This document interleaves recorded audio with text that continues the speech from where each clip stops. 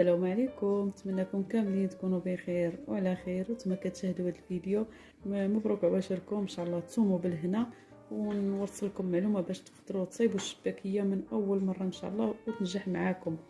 هنايا كنحتاج واحد 2 كيلو ديال الطحين ورص رطب، غربلته من قبل. كنحتاج ليهم واحد الزلافه ديال الجنجله اللي طحنتها مزيان ونيلتها، ما يكونش فيها دوك الحبيبات باش ما تقطعش لكم العجينه. وعندي مثل ديالها ديال اللوز حتى هو طحنته مزيان باش ما يبقاش فيه ديك الحبيبات.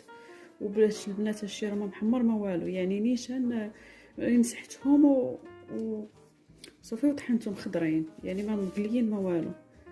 كنحتاج هنايا واحد المعلقه ديال القرفه عامره كبيره. الا كنتو غديروا